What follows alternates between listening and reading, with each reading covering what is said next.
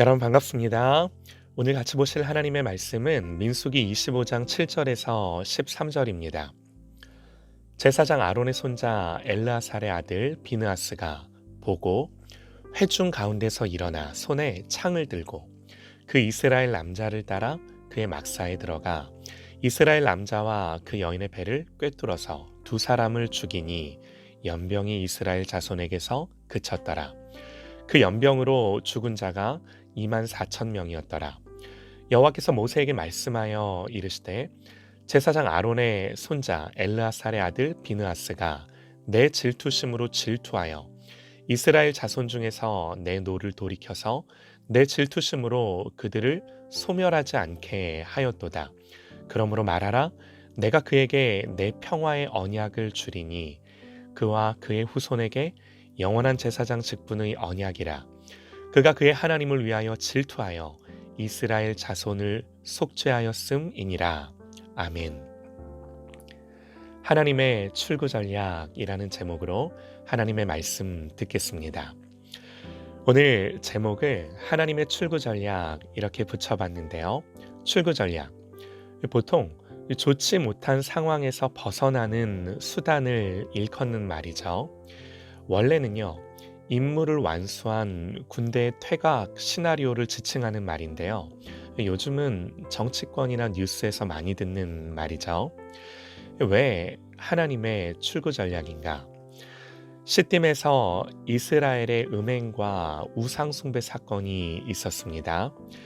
이스라엘이 시딤에서 머물 때에 모압 여인들과 행음하고 더 나아가 그들이 바알에게 제사 드릴 때 거기에 가담을 한 거죠.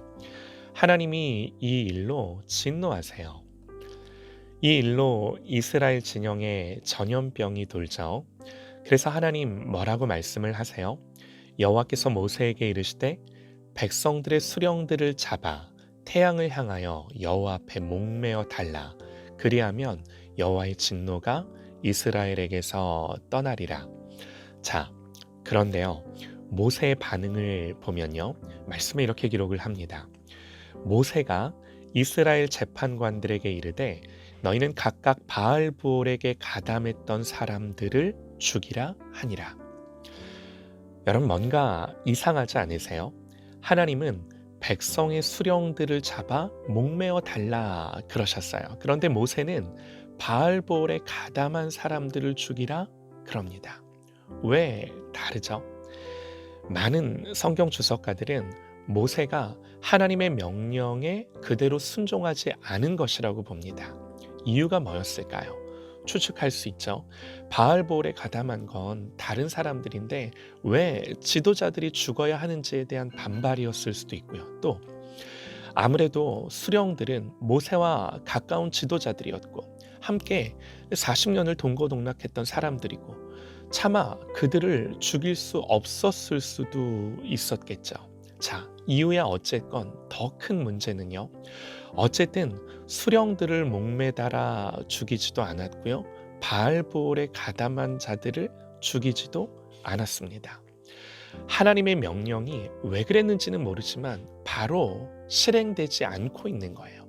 계속해서 이 하나님의 말씀이 미뤄지고 있는 거예요. 그래서 전염병이 그치지 않았습니다. 참담한 일이죠.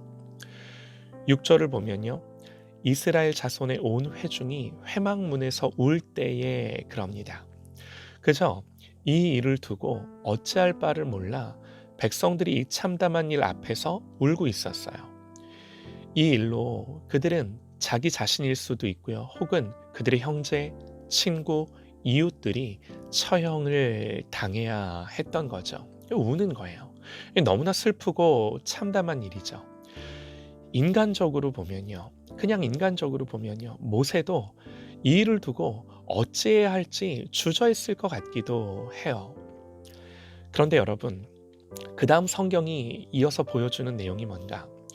이 와중에요. 울고 있는 백성들 사이로 미디안 여인 하나를 끼고 들어오는 시므온 지파의 한 남자가 있었습니다. 무슨 일일까요? 14절 15절에서 이들을 상세히 소개해 주는데요. 이 남자는 시므온 지파의 지도자인 살루라는 사람의 아들이었고 놀랍게도 그도 시몬 지파의 지도자였어요. 여러분 보세요. 이게 뭘 말해주나요? 하나님 분명히 백성의 수령들을 죽이라 말씀하셨죠. 그 중에 한 사람이었어요. 그런데 그 하나님의 명령은 미뤄졌고 그 사이 이 사람이 어떻게 했는가? 미디안 여인 하나를 데리고 이스라엘 진영 안으로 들어오기까지 한 거예요. 다시 한번 6절 말씀을 보면요. 이스라엘 자손의 온 회중이 회막문에서 울 때에 이스라엘 자손 한 사람이 모세와 온 회중의 눈앞에 미디안의 한 여인을 데리고 그의 형제에게로 온지라. 여러분, 이 사람 왜 미디안 여자를 데려왔을까요? 이 여인을 데리고 그의 형제에게로 온지라 그럽니다. 이 말은요. 이가 이방 여인과 결혼 허락을 받기 위해 가족들에게로 데려왔다는 뜻이에요. 정말 대담하지 않나요? 그가 데리고 온 이 여인의 이름은 고스비였는데요. 그녀는 미디안의 한 수령의 딸이었어요. 이 두 사람이 지금 음행과 바알부올 사건과 역병과 하나님의 심판 때문에 울고 있는 백성들을 지나 자기 장막으로 결혼 승낙 받으러 온 거예요. 여러분 이 일이 상상이 되세요? 전도서에서 이렇게 기록을 합니다. 악한 일에 관한 징벌이 속히 실행되지 아니하므로 인생들이 악을 행하는 데에 마음이 담대하도다. 백성의 수령들을 죽이라는 하나님의 명령이 이행되지 않았고 그랬을 때 역병이 돌았는데 역병이 문제가 아니라 이스라엘의 참남함이 끝이 없이 계속해서 이 도를 넘는 거죠. 더 놀라운 게 뭔지 아세요? 이들이 울고 있는 백성들 앞에 지나갔습니다. 그러니 모두가 주목했을 것입니다. 봤을 것입니다. 그런데요, 아무도 움직이지 않았습니다. 심지어 모세도 재판관들도 그걸 보고도 움직이지 않은 거예요. 공적으로 그들에 대해 뭔가 조치를 취했다는 기록이 없습니다. 자, 그런데요, 이때 대제사장의 아들인 비느하스가 일어났어요. 모압 여인과 걸어오는 시므리를 보면서 그대로 앉아있을 수만은 없는 어떤 의분의 분노가 느껴졌습니다. 비느하스는요, 손에 창을 들고 이 대담한 남자를 따라 그의 장막으로 들어갔습니다. 그리고는 그 남자와 여자의 배를 꿰뚫어서 죽였다라고 성경이 기록을 합니다. 여러분 이게 오늘 우리가 읽은 말씀이에요. 말씀을 다시 한번 보면요. 제사장 아론의 손자 엘르아살의 아들 비느하스가 보고 회중 가운데서 일어나 손에 창을 들고 그 이스라엘 남자를 따라 그의 막사에 들어가 이스라엘 남자와 그 여인의 배를 꿰뚫어서 두 사람을 죽이니 연병이 이스라엘 자손에게서 그쳤더라. 중요한 건요. 하나님이 비느하스에 대해 뭐라고 말씀을 하시나요? 제사장 아론의 손자 엘르아살의 아들 비느하스가 내 질투심으로 질투하여 이스라엘 자손 중에서 내 노를 돌이켜서 내 질투심으로 그들을 소멸하지 않게 하였도다. 하나님 말씀이세요. 그러므로 말하라 내가 그에게 내 평화의 언약을 주리니 그와 그의 후손에게 영원한 제사장 직분의 언약이라. 그가 그의 하나님을 위하여 질투하여 이스라엘 자손을 속죄하였음이니라. 아멘. 하나님의 출구 전략은 비느하스였습니다.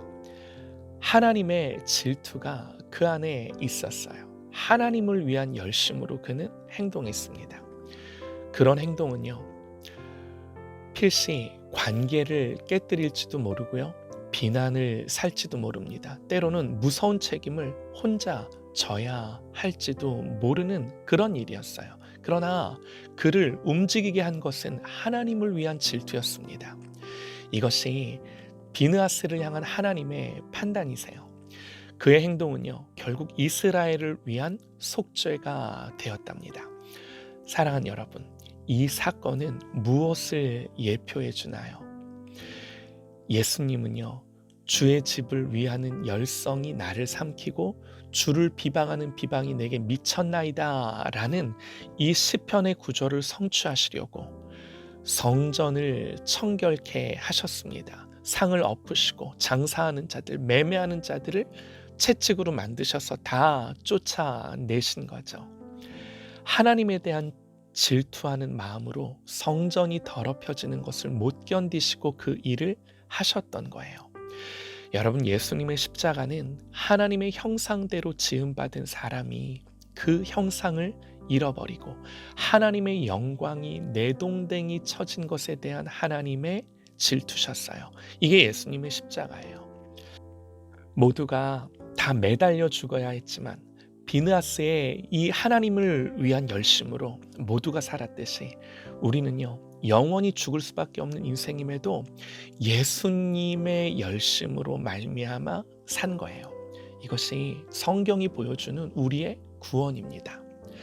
사랑하는 여러분, 오늘도 우리가 바라보고 사랑할 분은 예수 그리스도세요. 또한 성령께서 이 주님의 질투를 우리에게 주사 하나님을 향한 열심과 질투로 이 땅을 사는 하나님의 비느하스로 일어나는 저와 여러분 되시기를 간절히 소망합니다.